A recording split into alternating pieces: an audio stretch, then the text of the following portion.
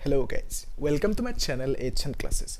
तो आज हम लोग पढ़ेंगे हाइड्रोस्टैटिक पैराडॉक्स, जो एक बहुत ही ज़्यादा इंटरेस्टिंग टॉपिक है। ओके, तो ये टॉपिक मतलब आप ऐसे समझ सकते हो कि एक धोखा है। ठीक है, तो क्यों मैं धोखा बोल रहा हूँ ओके, आपको आगे समझ में आएंगे। ठीक है, इंटरेस्टिंग टॉपिक है।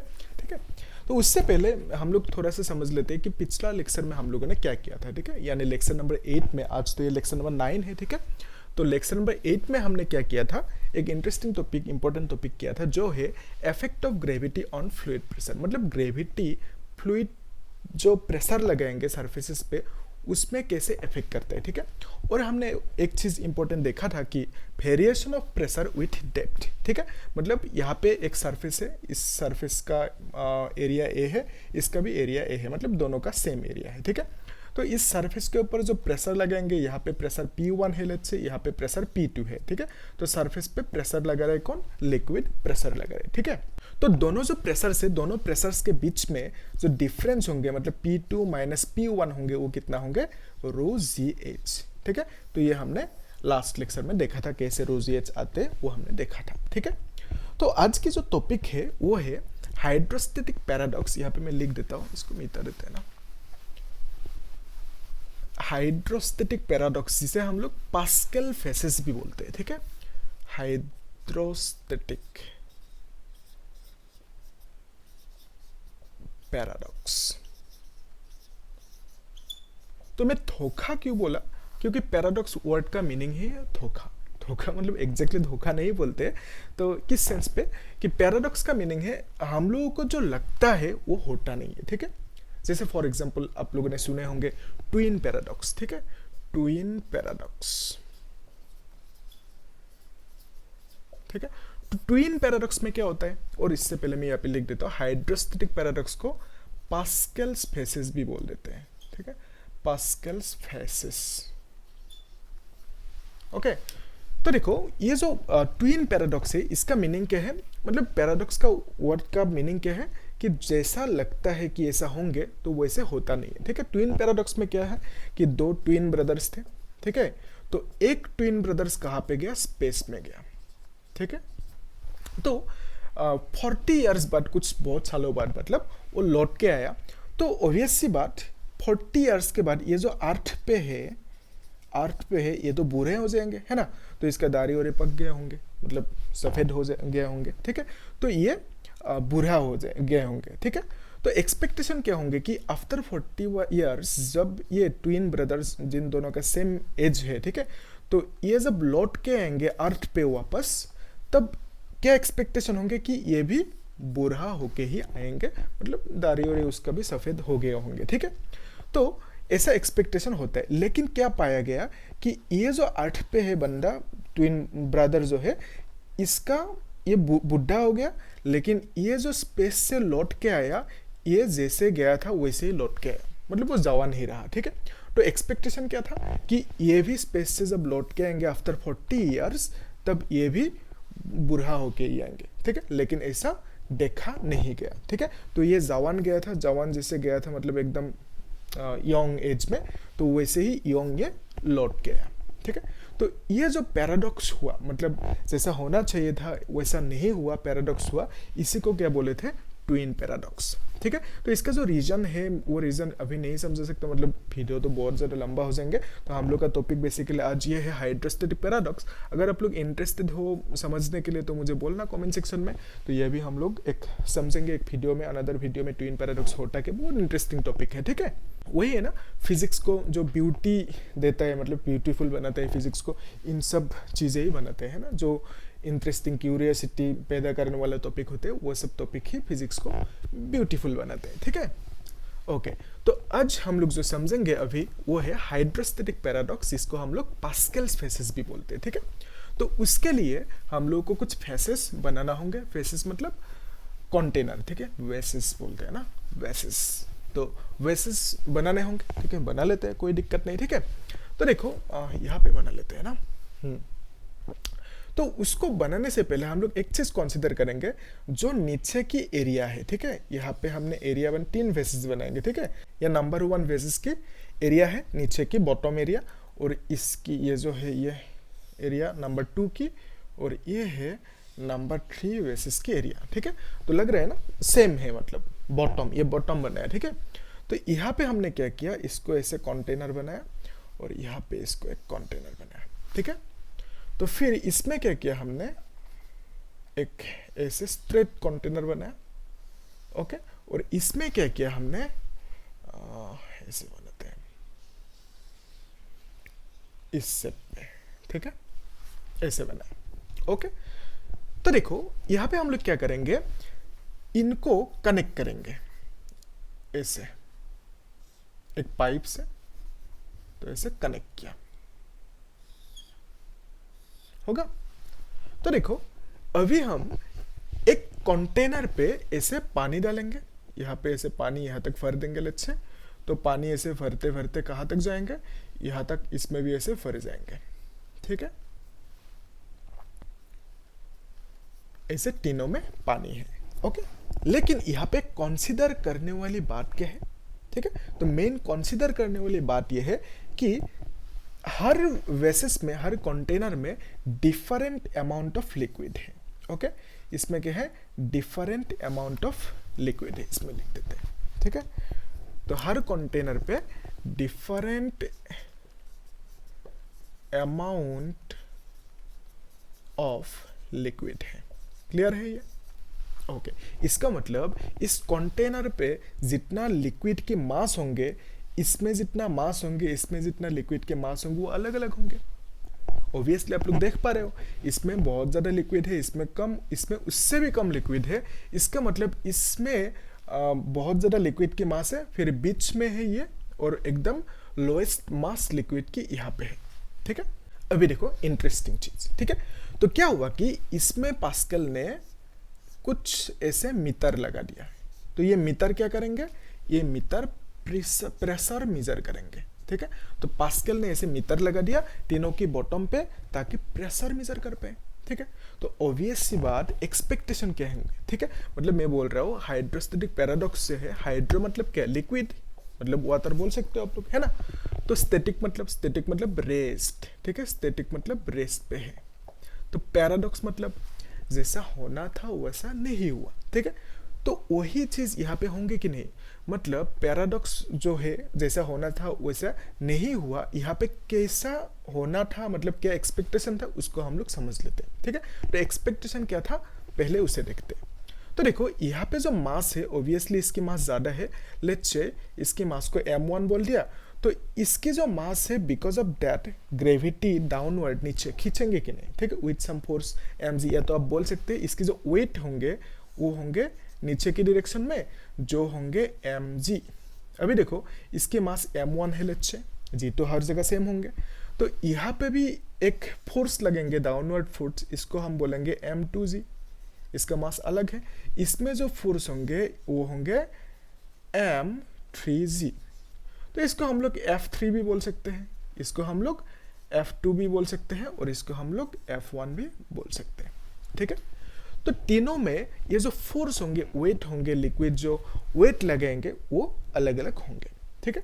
लेकिन एरिया क्या है, एरिया तीनों में सेम है कि नहीं, इसमें भी एरिया है, इसमें भी एरिया, इसमें भी एरिया, ठीक है। तो मुझे बोलना अभी, ठीक है, देखो इसमें जो प्रेशर होंगे, उस प्रेशर को क्या मैं P1 is equal to F1/A लिख सकता हूँ, हाँ बोलो, यस, ऑब्वियसली लिख सकता हूँ। तो इसमें जो प्रेशर होंगे, क्या मैं इसको P2 is equal to F2/A लिख सकता हूँ, और यहाँ पे P3 is equal to F3/A लिख सकता हूँ, यस, एकदम आसान है, इसे लिख सकता हूँ हम लोग, ठीक है। लेकिन अब मुझे बोलो, क्या F1 को मैं सबसे बड़ा मान सकता हूँ, ऐसे लिख सकता हूँ, यस, ये भी लिख सकता हूँ, ठीक है। तो अभी देखो, अगर ये ज़्यादा है, ये कम है, ये उससे भी कम है, तो P1 क्या होना चाहिए, P1 greater than P2 greater than P3 होना चाहिए कि नहीं, बोलो, यस। देखो अच्छे से, तो ये जो F1 है ये सबसे ज़्यादा है, F2 कम, F3 कम, ठीक है। तो P1 को सबसे ज़्यादा होना था, P2 को उससे कम होना था, P3 को उससे भी कम होना था। तो ये P1 P2 क्या है, प्रेशर से, मतलब मैं बोल रहा हूँ कि तीनों वेसल्स में ये जो सरफेस है इस पे बॉटम पे जो प्रेशर लगा रहा है वो प्रेशर इसमें ज़्यादा होना चाहिए था और सबसे कम प्रेशर इसमें होना चाहिए था, ठीक है। लेकिन ऐसा नहीं पाया गया। वही तो पैराडॉक्स है ना। जैसे एक्सपेक्टेशन था, एक्सपेक्टेशन क्या था कि तीनों में प्रेशर डिफरेंट होंगे, लेकिन फाइनली जब मेजर किया, यहाँ पे जो मीटर लगा के मेजर किया पास्कल ने, तब क्या मिला, इसमें जितना प्रेशर है, इसमें जितना प्रेशर है, हर बॉटम सरफेसेस पे सेम प्रेशर पाया गया, ठीक है। तो ये मुझे बोलो ये पैराडॉक्स समझ में आया कि नहीं, ठीक है। तो पैराडॉक्स क्या है, जैसा एक्सपेक्टेशन था उस तरह की एक्सपेक्टेशन नहीं पाया गया। तो एक्सपेक्टेशन क्या है, ऑब्वियस सी बात, यहाँ पे एक्सपेक्टेशन क्या है, सब में प्रेशर अलग अलग होना था लेकिन प्रेशर सेम हुआ, ठीक है। ये शॉकिंग था उस जमाने में, ठीक है। मतलब अब सोचो पास्कल के जमाने में ऐसा हुआ था और ये शॉकिंग था। साइंटिस्ट कम्युनिटी पे खलबली मच गई थी कि मतलब ये कैसे हो गया, ठीक है। तो इसकी एक्सप्लेनेशन भी है कैसे हो गया, ठीक है। तो पास्कल को लोगों ने पूछा कि कैसे हो गया, बताओ, एक्सप्लेन करो, है ना। तो जो एक्सप्लेनेशन था उस एक्सप्लेनेशन को अभी समझेंगे, ठीक है। तो इस एक्सप्लेनेशन को हम लोग दो तरीके से समझ सकते हैं, ठीक है। जो लास्ट क्लास में हम लोगों ने एक फॉर्मूला डिराइव किया था उसकी मदद से, और एक है मतलब फैक्टर्स की कंपोनेंट जो है उसकी मदद से हम लोग समझ सकते, दोनों ही ईजी है, ठीक है। डरना मत, मैं एकदम बेसिक से आसानी से समझा दूंगा, ठीक है। तो ये जो एक्सप्लेनेशन होंगे, पहला एक्सप्लेनेशन को हम लोग देख लेते हैं, ठीक है। फर्स्ट एक्सप्लेनेशन, ठीक है। देखो, तो हम लोगों ने लेक्चर नंबर 7 में एक चीज डिराइव किया था कि सपोज एक लिक्विड की कॉलम है ऐसे, ठीक है। लिक्विड की कॉलम है ये इस तरह से, तो इसमें लिक्विड है, ठीक है। तो ये जो बॉटम सरफेस है, बॉटम सरफेस पे लिक्विड क्या लगाएंगे, प्रेशर लगाएंगे।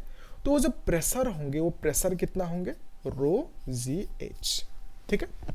तो ये था प्रेशर की फॉर्मूला, मतलब बॉटम सरफेस पे जो प्रेशर लगाएंगे ऊपर की लिक्विड वो है रो जी एच। अभी यहाँ पे आप देख पा रहे हो कि ये जो प्रेशर लगा रहे इस बॉटम सरफेस पे वो डिपेंड किस पे कर रहे हैं, डेंसिटी पे, जी पे, जी मतलब जो कांस्टेंट वैल्यू है एक्सीलरेशन ड्यू टू ग्रेविटी, जानते हो। तो फिर एच पे डिपेंड कर रहे हैं, एच मतलब हाइट ऑफ दिस कॉलम, ठीक है।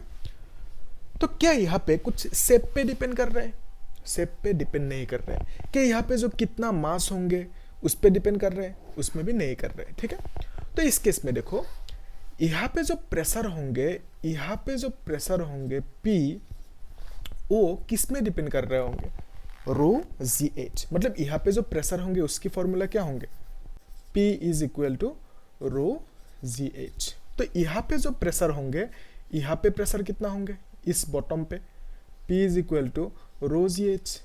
ओके, अभी देखो हाइट तो इसमें भी सेम है, तो यहाँ पे भी एच लिखना होगा, यहाँ पे भी एच लिखना होगा, है ना। जी सब में सेम है, यहाँ पे भी जी लिखा, रो भी सब में सेम है, मतलब सेम लिक्विड डाला गया, ठीक है। तो इसका मतलब यहाँ पे जितना प्रेशर, यहाँ पे भी उतना ही प्रेशर। यहाँ पे देखो, यहाँ पे जो ये हाइट है, ओके, सब में हाइट सेम है कि नहीं, ऑब्वियस सी बात सेम है। तो इसमें जो प्रेशर होंगे इस बॉटम पे वो भी क्या होंगे, रो जी एच, ठीक है। तो हर बॉटम सरफेस पे प्रेशर सेम होंगे, ओके। तो ये हो गए एक एक्सप्लेनेशन, ठीक है। तो ये क्यों होता है, मतलब हर, ये तो मेजर करके भी पता चला पास्कल को कि ये जो प्रेशर मीटर है इसमें भी पता चला कि हर सरफेस पे, हर बॉटम सरफेस पे क्या हुआ, प्रेशर सेम है, ठीक है। लेकिन क्यों होता है ऐसा, उसको समझते हैं अभी हम लोग, ठीक है, जिसे हम लोग सेकेंड एक्सप्लेनेशन भी बोल सकते हैं, ठीक है। इजी है, देखो, ओके।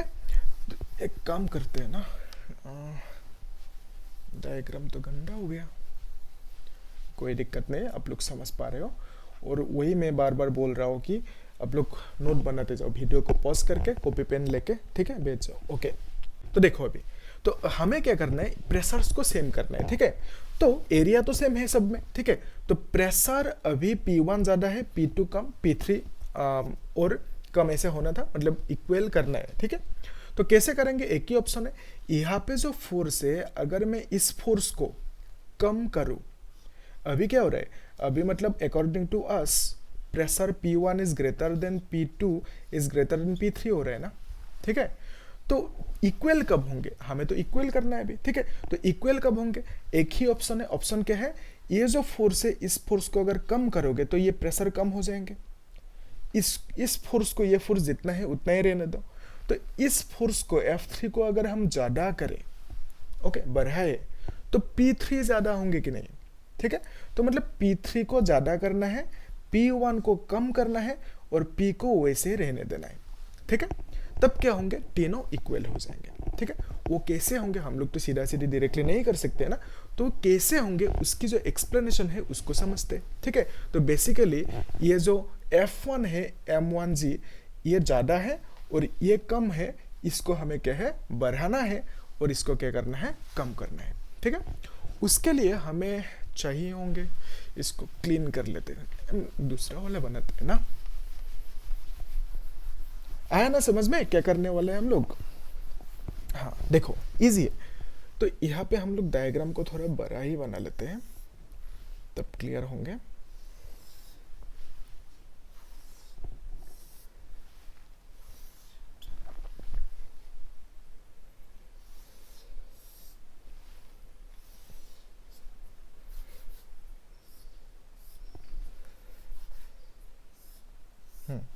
तो देखना अभी, ठीक है।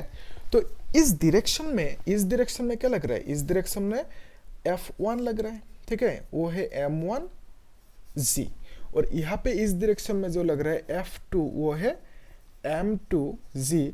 यहाँ पे जो लग रहा है वो है F3 is equal to M3G, ठीक है। यहाँ तक क्लियर है। तो देखो इस फोर्स को कम करना है, कम कैसे होंगे, और इस फोर्स को ज्यादा करना है, वो ज्यादा कैसे होंगे, उसको ही हम देख लेते हैं, ठीक है। तो अभी देखो ये जो लिक्विड है, एकदम पहला जो लेक्चर था उसमें हमने समझा था कि जो लिक्विड फोर्स लगा दे, ओके, कहाँ पे लगाएंगे लिक्विड फोर्स, जिसको हम लोग थ्रस्ट बोलते हैं ना। और एक चीज, पानी हर वेसल में सेम हाइट तक डाल के रखा है, ठीक है। तो ये हाइट h है, सेम हाइट तक पानी डाल के रखा, लिक्विड, कोई भी लिक्विड ले सकता हूँ, ठीक है। तो अभी देखो हमने क्या देखा था कि लिक्विड जो सरफेस पे प्रेशर लगाएंगे, मतलब फोर्स लगाएंगे, उस फोर्स को हमने बोला था थ्रस्ट, ठीक है। तो लिक्विड जो फोर्स लगाएंगे सरफेस पे, कंटेनर की सरफेस पे, वो 90 डिग्री पे यानी परपेंडिकुलरली लगाएंगे, ठीक है। तो इसका मतलब यहाँ पे जो लिक्विड है, ये लिक्विड इसमें ऐसे इस डायरेक्शन में फोर्स लगाएंगे 90 degree to the surface of the container, ठीक है। तो यहाँ पे लिक्विड इस डायरेक्शन में 90 डिग्री पे फोर्स लगाएंगे, ये 90 है कि नहीं, ठीक है। तो यहाँ पे जो लिक्विड फोर्स लगाएंगे इस डायरेक्शन में लगाएंगे, ठीक है, ये 90 होंगे, ओके। तो 90 डिग्री टू सरफेस लगाएंगे, यहाँ तक आसान है, ठीक है। तो अभी देखो आगे हार्ड नहीं है वैसे।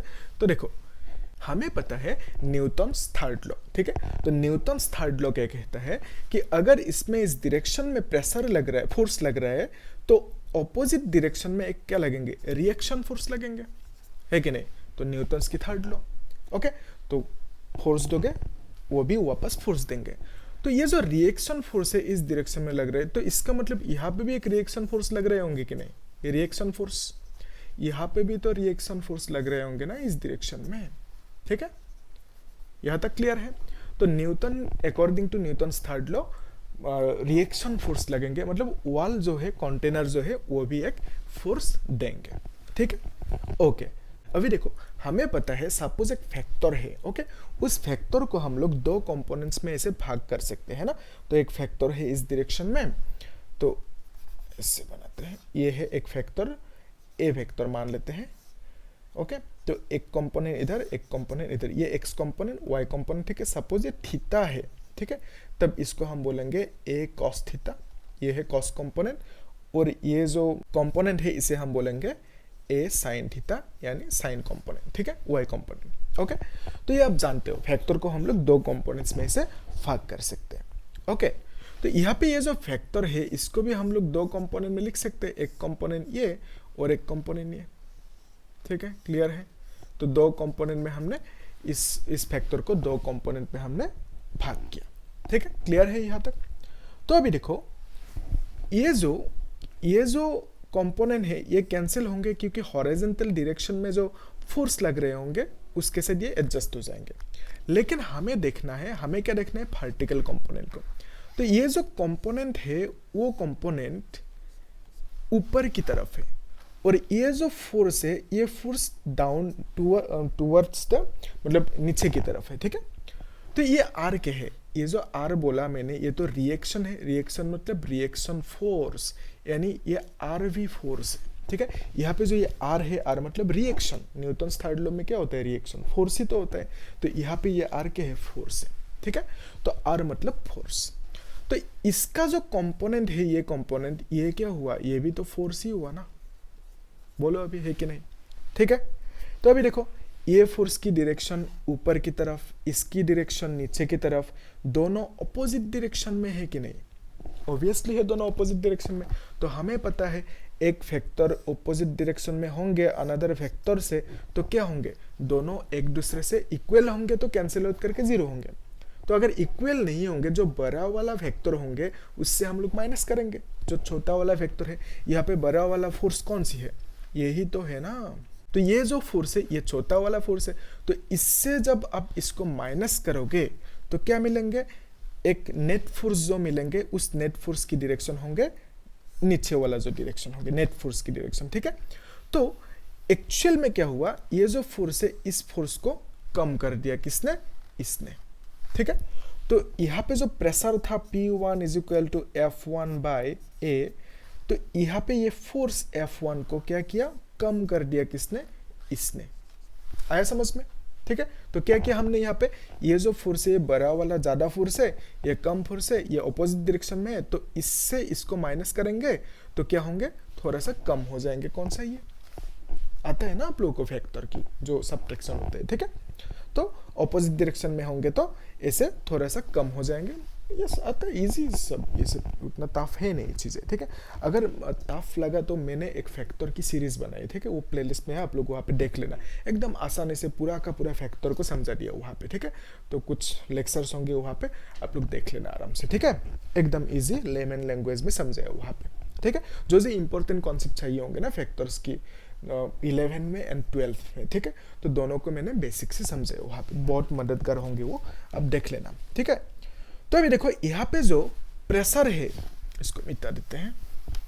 यहाँ पे जो प्रेशर है P2 is equal to F2 by a था, यहाँ पे जो है P3 is equal to F3 by a, ठीक है। तो देखो यहाँ पे जो R है ये तो फोर्स है, तो इस फोर्स की एक कंपोनेंट इधर, एक कंपोनेंट इधर, तो ये कंपोनेंट तो गया, हॉरिजॉन्टल कंपोनेंट एक, इससे मतलब हॉरिजॉन्टल फोर्सेस जो होंगे उससे कैंसिल आउट हो जाएंगे। हॉरिजॉन्टल के बात नहीं हो रहे, हमें क्या चाहिए, इसमें कितना फोर्स लग रहा है, मतलब प्रेशर लग रहा है, वही तो चाहिए ना हमें, ठीक है। उसके लिए हमें वर्टिकल कंपोनेंट्स चाहिए होंगे।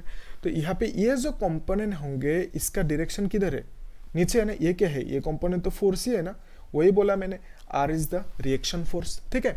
तो इसकी डायरेक्शन नीचे, इसकी डायरेक्शन नीचे, दोनों क्या हो जाएंगे, एक दूसरे से दोनों ऐड होके ज्यादा हो जाएंगे ना, ठीक है। तो इसका मतलब ये F3 क्या हुआ, F3 तो ज्यादा हो गया, यस।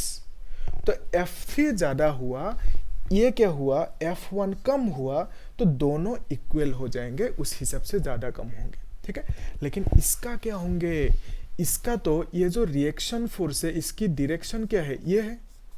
क्या इसको आप दो कंपोनेंट में भाग कर सकते हो, नहीं कर सकते हो, इसका कंपोनेंट एक ही है, ठीक है। तो इसका कोई वर्टिकल कंपोनेंट नहीं, मतलब इधर इधर कोई कंपोनेंट इसका है नहीं, ठीक है। तो अगर वर्टिकल कंपोनेंट नहीं है तो ये जो F2 है उस F2 पे कोई चेंज नहीं आएंगे, ठीक है। तो F2 जितना था उतना ही रहेंगे, क्योंकि यहाँ पे कोई वर्टिकल कंपोनेंट है नहीं ऐड या सब्ट्रैक्ट करने के लिए, ठीक है। तो यहाँ पे ये था वर्टिकल कंपोनेंट जिसने इसे सब्ट्रैक्ट कर दिया, थोड़ा सा छोटा कर दिया। यहाँ पे जो ये वर्टिकल कंपोनेंट है डाउनवर्ड्स, इसने थोड़ा सा इसको F3 को बड़ा कर दिया। लेकिन यहाँ पे वर्टिकल कंपोनेंट नहीं है, तो इसका मतलब F2 पे कोई इफेक्ट नहीं आएंगे, F2 जितना है उतना ही रहेंगे, ठीक है। आया समझ में, ओके। तो यहाँ पे हमने क्या देखा कि यहाँ पे जो प्रेशर होंगे ये P1 इक्वल होंगे P2 से और P3 से इक्वल होंगे, ठीक है। कैसे इक्वल हुआ, मीटर में जो देखा था पास्कल ने, ठीक है। तो ये जो इक्वल हुआ कैसे हुआ, ऑप्शन एक ही था कि इस फोर्स को कम होना होगा, ठीक है, और इस फोर्स को ज़्यादा होना होगा। तो कैसे हुआ हमने यहाँ पे देखा, ये फोर्स कम कैसे हुआ, क्योंकि अगेंस्ट ऑपोजिट डायरेक्शन में इसको कैंसिल करने वाला कोई है। कैंसिल मतलब जीरो नहीं करेंगे कैंसिल करके, ठीक है, समझ पा रहे हो ना। तो ये छोटा वाला वेक्टर है, ये बड़ा वाला वेक्टर है, थोड़ा कुछ मतलब कट आउट करेंगे, कैंसिल करेंगे, सब्ट्रैक्ट करेंगे, लेकिन पूरा का पूरा कैंसिल नहीं होंगे। क्यों? क्योंकि ये दोनों इक्वल नहीं है। ओके, तो आप लोगों को आई होप थोड़ा बहुत वेक्टर के कॉन्सेप्ट मालूम है, ठीक है। वही नहीं है तो वो देख लेना प्लेलिस्ट में जाके, ठीक है, आसान है। तो यहाँ पे ये फोर्स के साथ ये फोर्स मिल गया, क्योंकि दोनों सेम डायरेक्शन में है, तो टोटल फोर्स ज़्यादा हो गया नीचे की डायरेक्शन में। तो इसका मतलब ये जो बॉटम है, इस बॉटम पे अभी ये दोनों फोर्स लग रहे हैं, ठीक है। ये दोनों फोर्स मिलके जब लगेंगे इस बॉटम पे बहुत ज़्यादा फोर्स लगेंगे, है ना। तो इस बॉटम पे जब ज़्यादा फोर्स लगेंगे तो ये प्रेशर भी ज़्यादा होंगे, ठीक है। तो अभी इस केस में ये प्रेशर P1 कम हो गया, ठीक है, आया समझ में।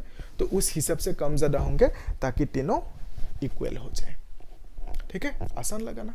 नहीं लगा? और क्यों नहीं लगा? ओके, तो आप लोग एक बार मतलब पॉज करके नोट करते जाओ ना, तब क्लियर हो जाएंगे, ठीक है। उतना तो टफ है नहीं, ये इतना बेसिक से समझाया मैंने चीज़ों को, है ना। तो आप लोग इसे एनालाइज करो एक बार, ठीक है, क्या समझा है, मतलब क्या समझा है आप लोगों ने, ठीक है। तो ये एनालाइज करो एक बार, ठीक है। और जो नोट बनाया ओके नहीं बनाए होंगे शायद, ठीक है। तो आप लोगों को एक नोट बनाना चाहिए था, मतलब मैं तो दे दूंगा वो अलग है, ठीक है। तो नोट बनाते हुए क्या होता है, मतलब दिमाग में छप जाते हैं, ठीक है, क्योंकि वहाँ पे हाथ और दिमाग आँख सब कुछ कॉन्सेंट्रेट करते हैं, ठीक है। अदरवाइज जब जैसे मूवी देखते हो ना, नेटफ्लिक्स वगैरह ऐसे देखते रहते हो, ठीक है, यूट्यूब, तो उस हिसाब से अगर देखोगे तो सिर्फ वहाँ पे मतलब जो कंसंट्रेशन होंगे ना वो ज़्यादा नहीं दे पाते कंसंट्रेशन दिमाग, ठीक है। तो जब हाथ पेन ऐसे चलेंगे तब आराम से सब कुछ क्लियर होते जाते हैं। जब पॉज करके करके मतलब वीडियो को देखते जाओगे ना, नोट बनाते बनाते खुद से जो समझो वही लिखो ना, वहाँ पे एग्जाम में लिखने के लिए मैं दूंगा, वो अलग बात है, ठीक है। तो जो समझा वीडियो को पॉज करो लिखो, जो समझा वीडियो को पॉज करो लिखो, ठीक है। उस हिसाब से करने से मतलब इंटरेस्ट भी बिल्ड होता है, क्यूरियोसिटी भी बिल्ड होता है, और चीज़ें मतलब समझ में आते हैं, ठीक है। और ज़्यादा समझ में आते, वैसे भी आ रहे होंगे लेकिन ज़्यादा समझ में आते, तो वो ज़्यादा देर तक दिमाग पे रहते हैं, ठीक है। तो ये सब टेक्निक, छोटी छोटी टेक्निक को फॉलो करना होता है, ठीक है। मैंने भी की थी, ठीक है, तो आप लोग भी करो, सजेस्ट कर रहा हूँ, अच्छा है, ठीक है। तो हम लोग नेक्स्ट क्लास में देखेंगे मर्क्यूरी बैरोमीटर, ओके, जो आसान टॉपिक है ये सब, मतलब जब अब बेसिक से चीज़ों को समझते हो ना तब सब कुछ क्लियर होते जाते हैं, आसान लगते हैं ना। तो हम लोग नेक्स्ट क्लास सेम वही बेसिक से चीज़ों को देखेंगे, मर्क्यूरी बैरोमीटर, ठीक है। उसके बाद क्वेश्चन सॉल्व करेंगे जो जो टॉपिक पढ़ा है हमने, ठीक है। तो वही टॉपिक वाइज क्वेश्चन सॉल्विंग, ठीक है। तो आप लोग भी वैसे ही करते जाना, आराम से हो जाएंगे, ठीक है। तब तक वीडियो को आप लोग शेयर करना ना भूलना, ठीक है, थोड़ा सा शेयर कर देना, मुझे मेरा भी सब्सक्राइबर बढ़ जाएंगे, है ना। तो कर देना थोड़ा सा हेल्प मुझे भी, ओके, थैंक यू।